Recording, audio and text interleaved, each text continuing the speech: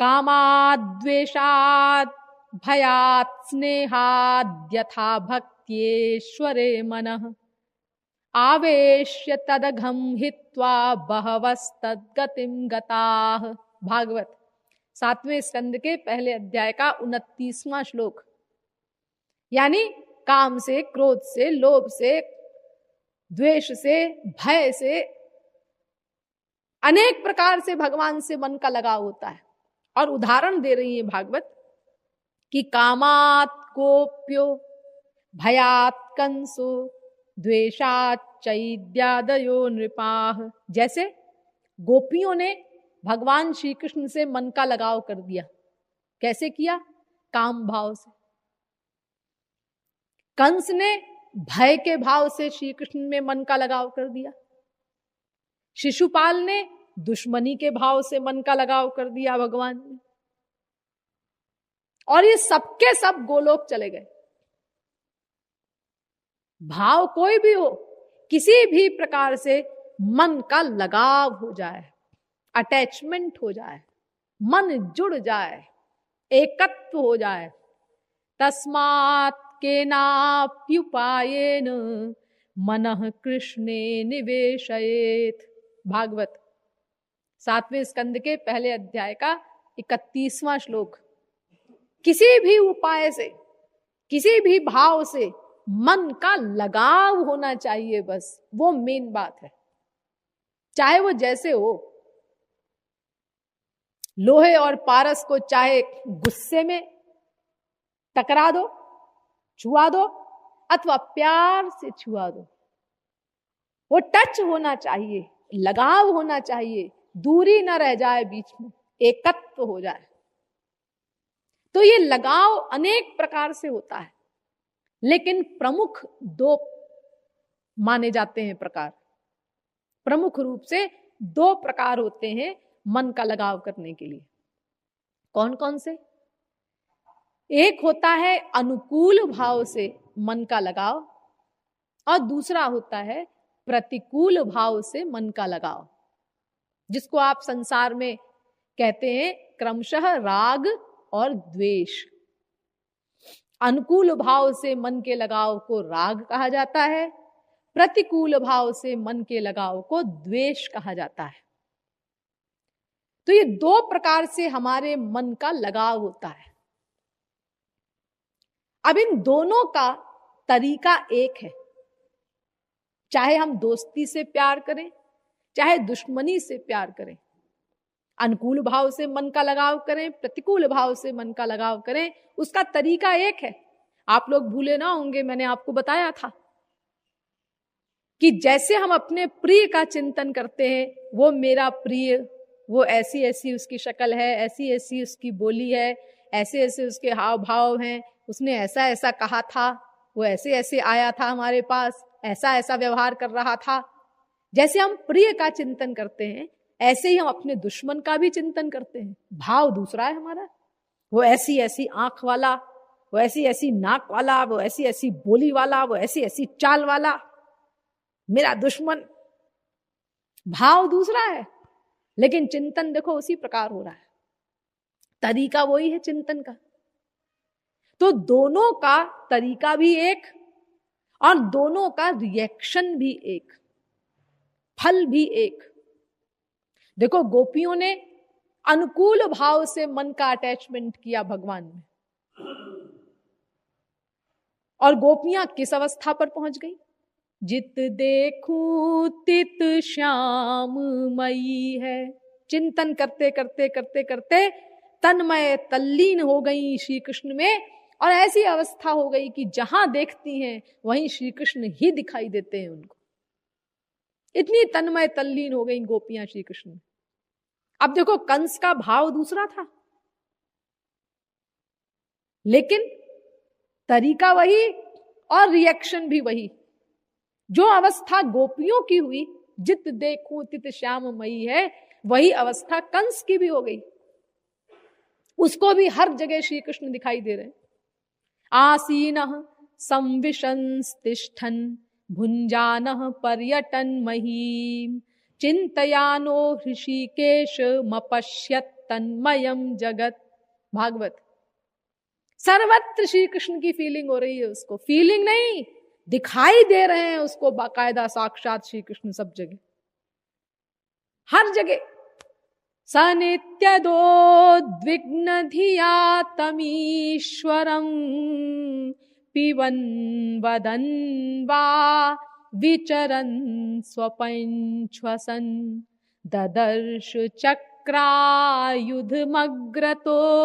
यस्तदेव रूपं दुर्वाप माप। भागवत। हर जगह उसको साक्षात श्री कृष्ण दिखाई दे रहे हैं। भोजन की थाली आई, इसमें भी बैठा है वो श्री कृष्ण, फेंक दी थाली। पानी पीने लगा, उस पानी के अंदर भी श्री कृष्ण दिखाई दे रहे हैं, फेंक दिया ग्लास। कपड़ा आया, इस कपड़े में भी बैठा है, फाड़ के फेंक दिया उसको। हर जगह जिस चीज को देखता है, हर जगह उसको श्री कृष्ण खड़े हुए दिखाई देते हैं। देखो वो भी गोपियों की तरह तन्मय तल्लीन हो गया। वही रिएक्शन उसका भी हुआ, भाव अलग है। इसीलिए देखिए, जैसे गोपियां मायातीत हो गई, माया से परे हो गई, ऐसे ही कंस भी मायातीत हो गया, वो भी माया से परे हो गया। अब रस वैलक्षण्य की बात अलग है। जो रस गोपियों को मिला वो कंस को नहीं मिला, लेकिन माया से परे तो हो गया वो भी। तो देखिए, ये दो प्रकार से मन का अटैचमेंट होता है और दोनों का एक सा फल होता है। भागवत में जब सुखदेव परमहंस परीक्षित को महाराज का प्रकरण सुना रहे थे, तो सुखदेव परमहंस ने कहा उस प्रकरण में कि तमेव परमात्मानं जार बुद्ध्यापि संगताः जहुर्गुणमयं देहं सद्यः प्रक्षीण बंधनाः। भागवत के 10वें स्कंद के 29वें अध्याय का 11वां श्लोक। सुखदेव परमहंस कहते हैं कि गोपियां जार भाव से श्री कृष्ण से प्रेम करती थी, वो भगवान नहीं जानती थी। स्वयं भगवान ने भी ये बात कही है आगे चल करके, मत्कामा रमणम जार मत्स्वरूप विदो बलाह। भागवत के 11वें स्कंद के 12वें अध्याय का 13वां श्लोक है ये। भगवान कह रहे हैं कि गोपियां मेरे स्वरूप को नहीं जानती कि मैं भगवान हूं। जार बुद्धि से प्रेम किया गोपियों ने, यानी जैसे कोई स्त्री चोरी चोरी किसी पुरुष से प्रेम करे। भगवान के सौंदर्य पर रीझ गई गोपियां, बहुत सुंदर है नंद नंदन, और अपना दीवानी हो गई और उनसे प्रेम कर रही हैं। ऐसा प्रेम किया कि तन्मय तल्लीन हो गई, लेकिन भगवान नहीं जानती थी। अगर भगवान जानती तो फिर वो जो आप पढ़ते हैं सुनते हैं लीलाओं में, गालियां देती थी गोपियां भगवान को, ए दारी के, ये सब कैसे कहती? अरे फिर तो जय हो भगवान, दूर से दंडवत करती। हाँ, ये सब कैसे होता? जो ऐसे भयंकर शब्दों का प्रयोग गोपियों ने भगवान के लिए किया, लंपट, लोफर, चौर जार शिखामणि, इतने भयंकर शब्द, चोरों के नेता, जारों के नेता। यानी जो शब्द हम अपने नौकर को भी कहने में डरते हैं कि भाई ऐसे शब्द बोलेंगे तो ये कल से काम पे नहीं आएगा, वो उन शब्दों का प्रयोग गोपियां परात्पर ब्रह्म के लिए कर रही हैं।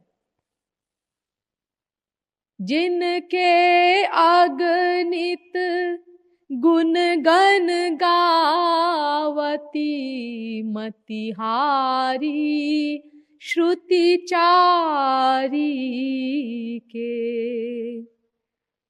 चारों वेद जिन भगवान की स्तुति करते हैं, जिनके असंख्य गुणों का गान करते रहते हैं मूर्तिमान होकर के, उनको गालियां दे रही हैं गोपियां, उनके अवगुणों की का कीर्तन कर रही हैं गोपियां। अरे सखी देख, उस नंदनंदन ने आज वहां चोरी की, आज वहां चोरी की, आज उस गोपी का पीछा किया, आज उस गोपी का पीछा किया। ये सब चर्चा कर रही हैं गोपियां, भगवान के अवगुणों को गा रही हैं, चोरी जारी के जो उनकी करतूतें हैं उनका गान कर रही हैं। जिनके अगणित गुण गण गावती मतिहारी श्रुति चारी के, तिनके अगणित अवगुण गावती, तिनके अवगुण गावती गोपिन, पुनि पुनि चोरी जारी के। तो अगर भगवान मानती होती तो फिर ये सब कैसे होता? तो भगवान नहीं मानती, वो जार बुद्धि से प्रेम किया गोपियों ने, एक संसारी लड़का समझ के, पुरुष समझ करके।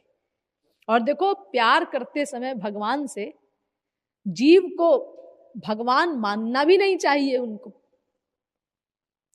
वहां सिद्धांत है भक्ति में, आपना के बौड़ माने आमार सौमहीन।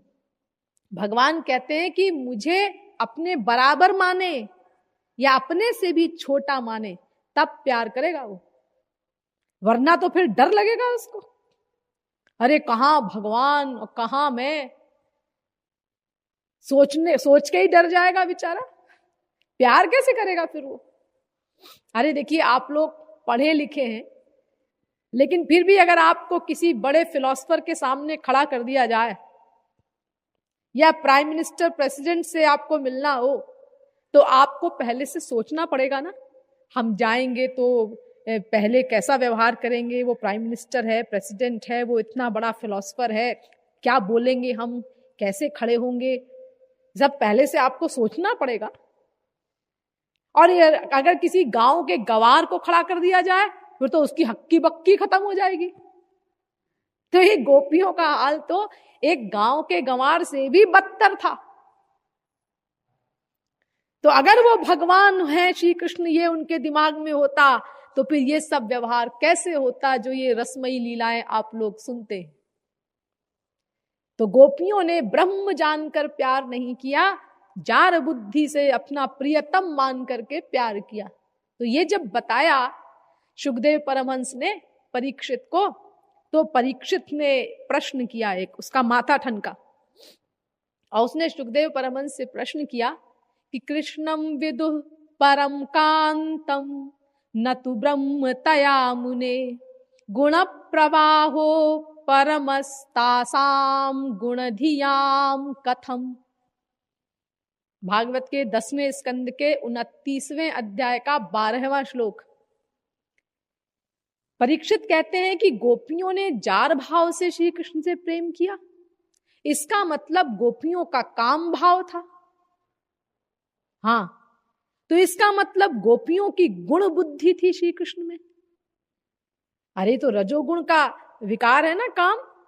हाँ, तो इसका मतलब गोपियों की गुण बुद्धि थी, माइक बुद्धि थी श्री कृष्ण में। हाँ, तो जब गुण बुद्धि से गोपियों ने श्री कृष्ण से प्यार किया तो वो गुणातीत कैसे हो गई, माया से परे कैसे हो गई, उनको गोलोक कैसे मिला, यह प्रश्न किया परीक्षित ने शुकदेव परमहंस।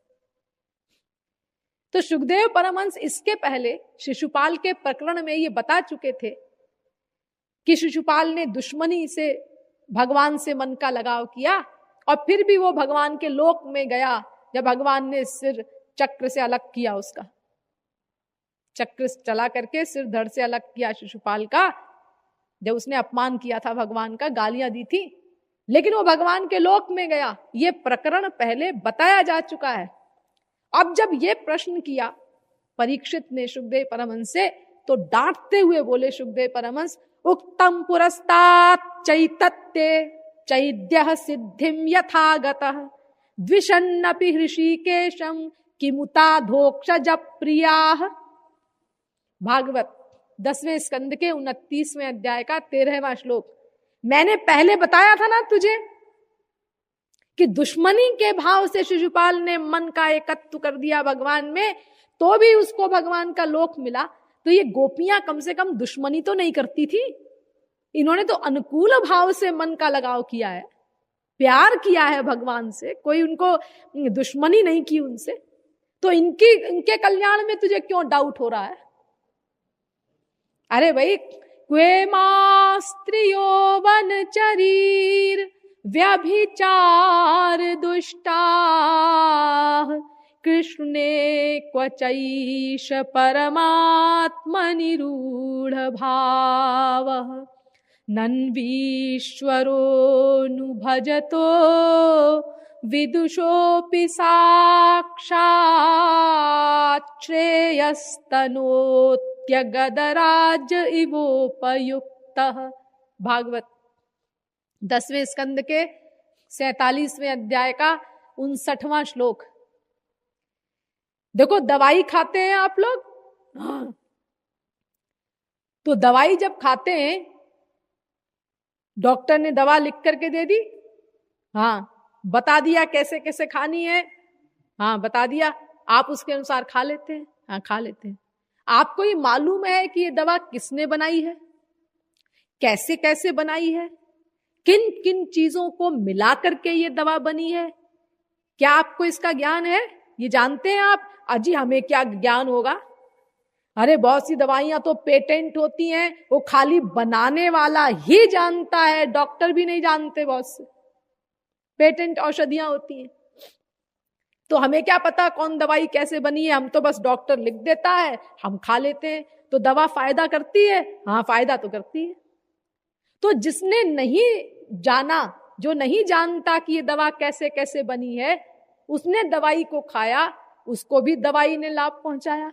हाँ, और जो बनाने वाला है दवाई का, जिसने स्वयं बनाई है दवा, उसको भी मलेरिया हुआ और उसने भी वो दवा खाई, तो उसको भी उतना ही फायदा हुआ। हाँ, उसको भी उतना ही फायदा हुआ। तो इसका मतलब दवाई को जैसे जान करके खाओ, चाहे अनजाने में खाओ, दवा अपना काम करेगी। अरे बहुत से छोटे छोटे बच्चे होते हैं, वो तो बेचारे जानते ही नहीं कुछ, बीमार हुए, छोटे बच्चे को गोदी में लेके माँ गई डॉक्टर के पास, डॉक्टर ने दवा लिखी और माँ बाप ने अपना उसको किसी दूध वूध में, किसी मीठी चीज में अपना घोल के और चम्मच से जबरदस्ती उसके हलक में उतार दिया। बच्चा तो ये भी नहीं जानता कि ये माँ दूध पिला रही है कि दवा पिला रही है कि क्या कर रही है। ये दवाई है जो हमारे गले में डाल रही है, बच्चे को तो ये भी नहीं मालूम। लेकिन दवा तो फायदा करती है, दवा तो अपना काम करती है ना। तो ऐसे ही भगवान को चाहे जान करके प्यार करो, चाहे अनजाने में प्यार कर लो, भगवान का फल मिलेगा। इसीलिए गोपियों को मिला। तो चाहे किसी भी भाव से हम मन का लगाव करें, हमें भगवान का फल मिलेगा, उस वस्तु का फल मिलता है। न वस्तु शक्तिर बुद्धिम अपेक्षते, वस्तु की शक्ति बुद्धि की अपेक्षा नहीं रखती।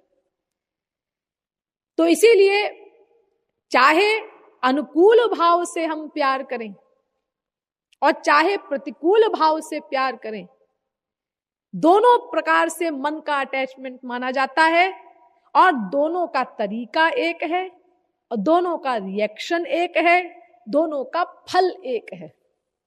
अच्छा, अब और बारीक साइंस समझिए। देखिए, जब हमारे मन का लगाव होता है, किसी से प्यार होता है, तो उसमें क्या होता है? उसके वियोग की फीलिंग होती है।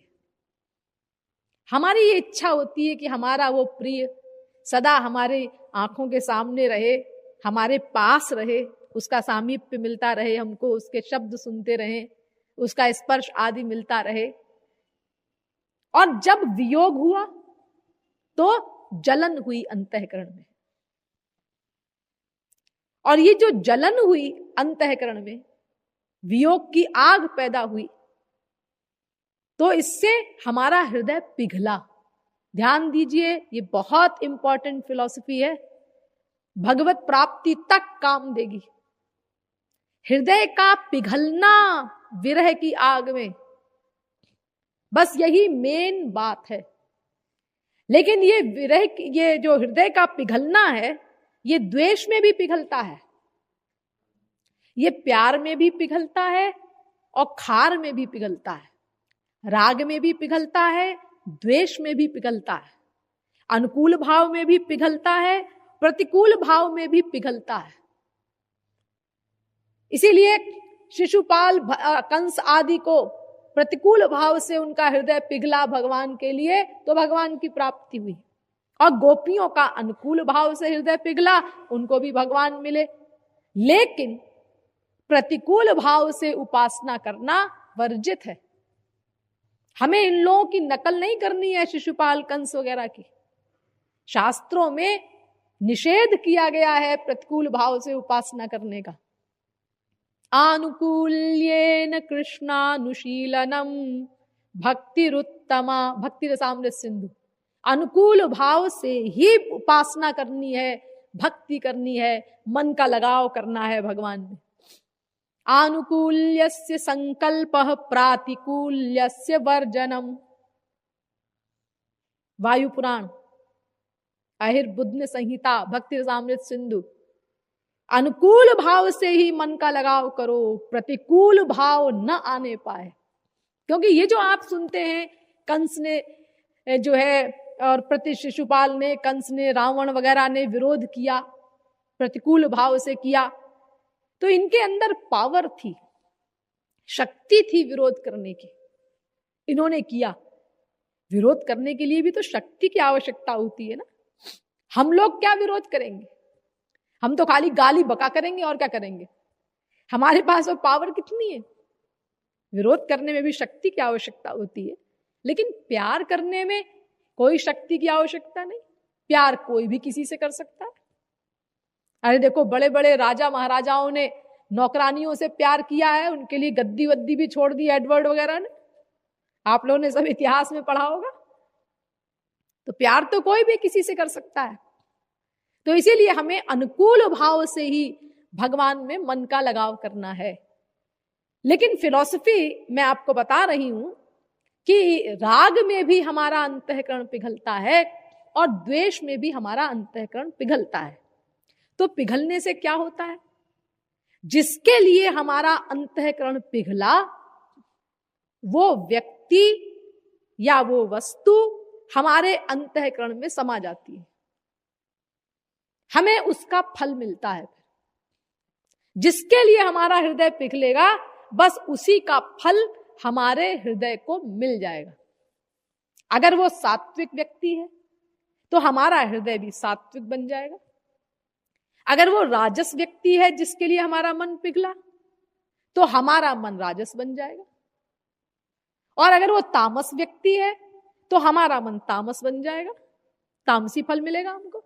और अगर वो मायातीत हैं, भगवान हैं, महापुरुष हैं, तो हमारा हृदय मायातीत हो जाएगा, दिव्य हो जाएगा, शुद्ध हो जाएगा, क्योंकि वो शुद्ध पर्सनैलिटी। तो हमारा जिस वस्तु में मन का लगाव होगा, जिसके लिए हमारा मन पिघलेगा, बस उसी का फल हमको मिल जाएगा। इसी को भागवत में भगवान ने इस प्रकार बताया है। सत्वे प्रलीनाः स्वर्यान्ति नरलोकं रजोलयाः तमोलयास्तु निरयं यान्ति मामेव निर्गुणाः। भागवत के 11वें स्कंद के 25वें अध्याय का 22वां श्लोक। गीता में भी भगवान ने यही कहा है। यान्ति देवव्रता देवान् पितॄन् यान्ति पितृव्रताः भूतानि यान्ति भूतेज्या यान्ति मद्याजिनोऽपि माम्। 9वें अध्याय का 25वां श्लोक। यानी अगर तुम सात्विक व्यक्ति से प्यार करोगे तो तुमको सात्विक फल मिलेगा। राजस व्यक्ति से प्यार करोगे, राजसी फल मिलेगा। तामस व्यक्ति से प्यार करोगे, तामसी फल मिलेगा। और अगर गुणातीत मुझसे प्यार करोगे, मेरे जन से प्यार करोगे, तो गुणातीत फल मिलेगा। सीधा सीधा गणित है भगवान के यहाँ, कोई अकल लगाने की जरूरत नहीं। बिल्कुल सीधा सीधा हिसाब किताब है। जिसमें हमारे मन का अटैचमेंट होगा, बस हमें उसी का फल मिल जाएगा। अगर मान लीजिए हमने अपने बाप से मन का अटैचमेंट किया और खूब बढ़ाया प्यार, खूब बढ़ाया, 100% अटैचमेंट हो गया हमारा, बहुत प्यार हो गया, तो क्या होगा? मरने के बाद बाप हमारा गया नरक अपने कर्मों के अनुसार, और हमने बाप की खूब भक्ति की है, उसके अनन्य भक्त हो गए हम, तो हमें भी उस बाप के पीछे नरक जाना पड़ेगा, बच नहीं सकते हम। जिसमें हमने अपने मन का अटैचमेंट किया है, बस उसी का फल हमको मिलेगा, वहीं हम जाएंगे जहां वो जाएगा। अगर वो गधा बनता है तो हमें गधे का बेटा बनना पड़ेगा, जिसमें मन का अटैचमेंट होगा, जिसके लिए हमारा मन पिघलेगा, उसी का हमको फल मिलेगा। सीधी सी बात है। तो इसीलिए गोपियों ने भगवान से प्यार किया, और भगवान मायातीत है, माया से परे पर्सनैलिटी है, शुद्ध पर्सनैलिटी है, गोलोकेश्वर है, तो गोपियों को गोलोक मिला, सीधी सीधी बात। तो देखिए, ये वैराग्य शब्द का मतलब क्या होता है? न हमारा कहीं राग हो और न हमारा कहीं द्वेष हो, क्योंकि दो प्रकार से मन का लगाव होता है ना, मैंने आपको बताया, अनुकूल भाव से, प्रतिकूल भाव से, प्यार से, खार से, दोस्ती से, दुश्मनी से, राग से, द्वेष से, दोनों प्रकार से हमारे मन का अटैचमेंट होता है। तो वैराग्य का मतलब क्या? हमारे मन का अटैचमेंट न राग से हो और न द्वेष से हो, न अनुकूल भाव से हो और न प्रतिकूल भाव से हो, दोनों तरह से ना हो, तब वो विरक्ति कहलाएगी। जैसे वैराग्य हम लोगों को है, विरागी हम लोग भी हैं, विरक्त हम भी हैं। कभी बाबा लोग कहें कि हम ही विरक्त हैं, अरे क्या बकबक करते हो जी, हम भी तो विरक्त हैं, लेकिन हमें वैराग्य किससे है इस समय? भगवान से है। हम लोगों को भगवान से वैराग्य है, संसार से राग है। बाबा लोगों को संसार से वैराग्य है, भगवान से राग है। तो विरक्त तो हम भी हुए, भगवान से हैं, संसार की जगह, बस इतनी सी बात है। तो वो कहें कि हम विरागी हैं, तो तुम विरागी कैसे हो? हम भी तो विरागी हैं जी। और हमारा वैराग्य ऐसा वैसा नहीं है, बिल्कुल पक्का वैराग्य है हमारा भगवान से। ऐसा वैराग्य है कि अनंतानंत महापुरुष लोग आए, स्वयं भगवान आए, अनेक प्रकार की मधुर लीलाएं की, अनेक प्रकार की तिकड़म की, कि किसी प्रकार इसका वैराग्य जो मुझसे है वो राग में परिवर्तित हो जाए, लेकिन हम टस से मस नहीं हुए, जहां के तहां रहे, हमारा लक्ष्य नहीं प्राप्त हुआ। यानी हमारा जो वैराग्य है भगवान से, वो मामूली वैराग्य नहीं है, साधारण वैराग्य नहीं है। साधारण वैराग्य जो होता है उसको तो श्मशान वैराग्य कहते हैं। जैसे स्त्री ने डांटा, पति ने डांटा, बेटे ने अपमान किया, कोई मुसीबत आई, तो हम लोगों को वैराग्य होता है ना। ये सब ठीक कहते हैं महापुरुष लोग, ये शास्त्र वेद सब धूर्त है, मक्कार हैं, स्वार्थी हैं, संसार में कोई किसी का नहीं है। देखो ये वैराग्य हुआ, हाँ, लेकिन ये श्मशान वैराग्य है, क्योंकि उसके बाद उस पति ने, उस बीबी ने, उस बेटे ने जहां मारा था वहां थोड़ा सहला दिया, यानी फिर एक्टिंग की, वो मुझसे गलती हो गई और आई एम सॉरी, और ये, और मैं तो तुम्हारे बिना नहीं रह सकता, मुझे तब से चैन नहीं पड़ रहा है, और ये है वो है। हाँ, वही तो हम कहें, हमारा बेटा ऐसा कैसे हो सकता है, फिर अटैचमेंट हो गया। ऐसी हालत है हम लोगों की। बार बार मार खा के, बार बार मार खा के गोविंद राधे, रोटी दिखा दे कुत्ता पूंछ को हिला दे। कुत्ते को डंडा मारो तो दूर जाता है और वहां जाकर के गुस्से में देखता है मारने वाले को, लेकिन उसने रोटी हाथ में ली, रोटी दिखा दी तो फिर पूंछ हिलाता हुआ उसके पास आ जाता है। फिर डंडा मारा, फिर गुस्से में दूर गया, गुस्से में देखा घोर के, फिर रोटी दिखा दो, फिर पूंछ हिलाता हुआ आ जाएगा। ऐसी हालत है हम लोगों की। बार बार मार खा के गोविंद राधे, रोटी दिखा दे कुत्ता पूंछ को हिला दे।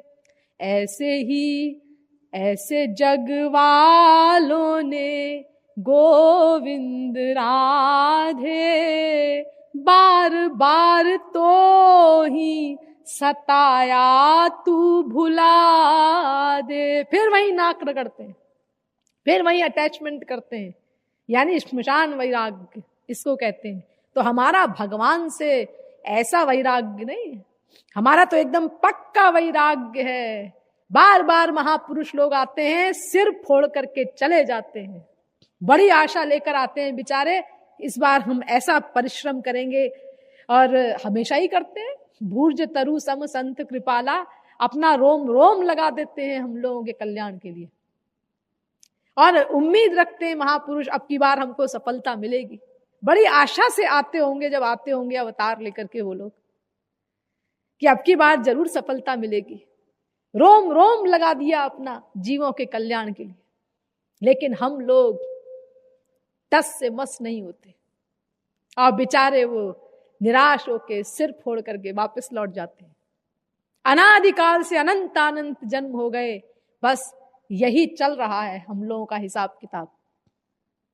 तो देखिए, वैराग्य माने होता है न राग हो कहीं और न द्वेष हो, दोनों से रहित। जैसे आप लोग बाजार जाते हैं,